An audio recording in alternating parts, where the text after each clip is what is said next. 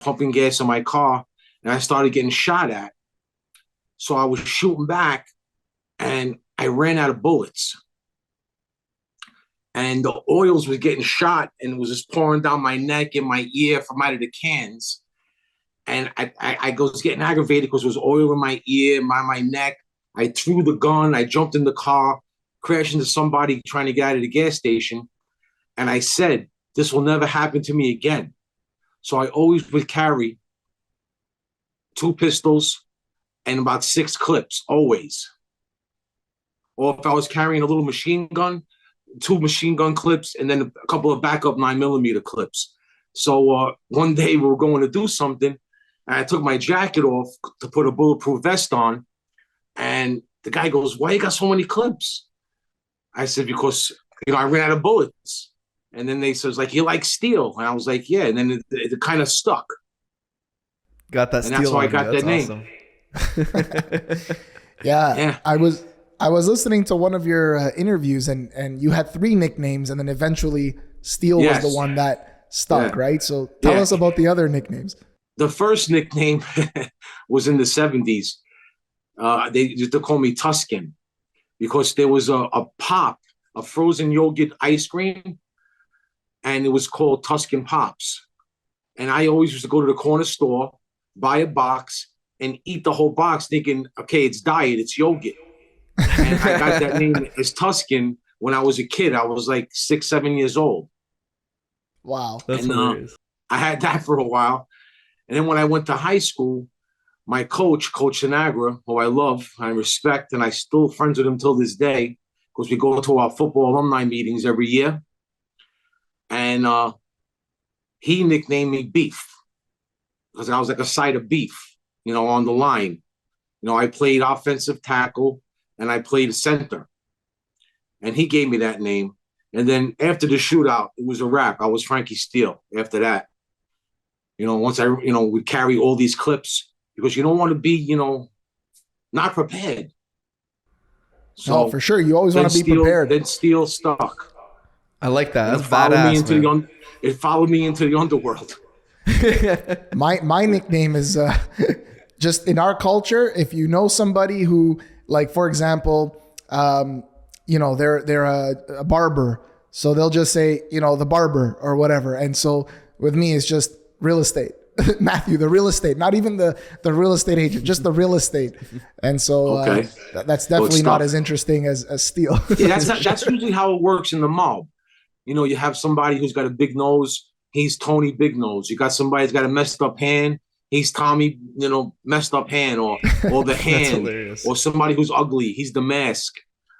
Definitely Fat Jerry, Fat Paulie, Fat Tony. There's plenty of them. One arm, guy with one arm. He's, Ronnie One Arm.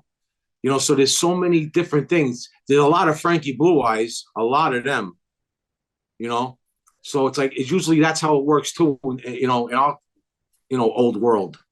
But it's pretty, same thing would happen to you, just a little different. Yeah, because we have guys, Mikey Car Wash, Vinny TVs, it's all, whatever they have like a background in, or it's a part of their name,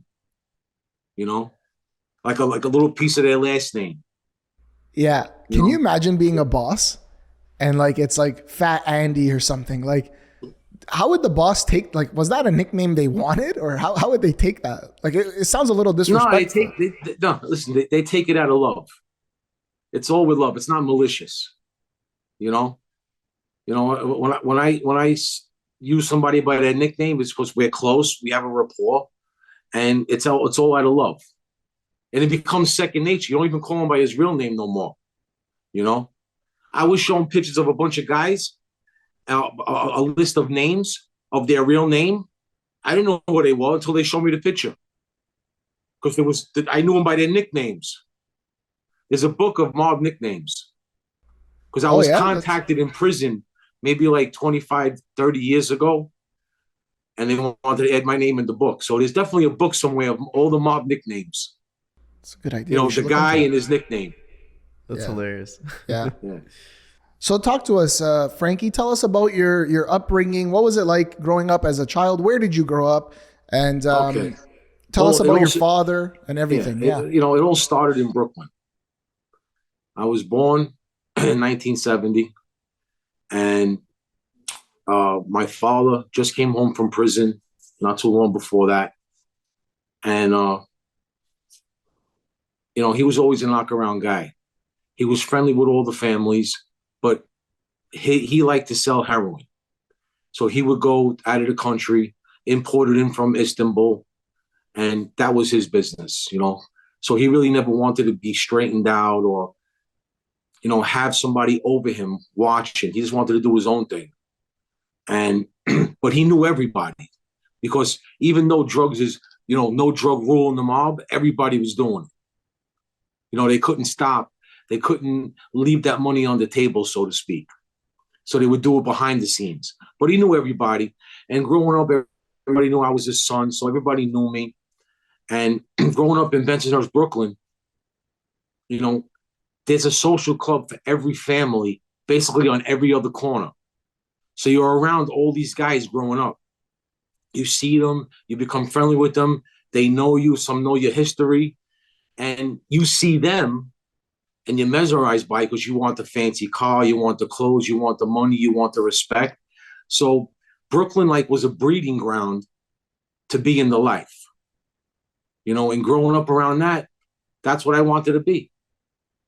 I wanted to be part of that. I wanted that. And then my father went to prison again after my mother died. And pretty much he was gone for about 5 years on that one. Because in total, he did about 52 years in prison. So, it was pretty, I was in the street very young and with a group of kids, and we would do our little hustles and sell things and steal things and bring it to the club, sell it to the guys, and they know who you are. And it's like little tests. They're watching you, grooming you. And then before you know it, you're part of them. You're with them. You're on record with them. And then it's almost like being a prospect for a biker gang. When you're on record with somebody who's a made member of one of the families. And that leads to you becoming a made member eventually, if you can pass all the tests down the road and prove yourself worthy, prove yourself really capable.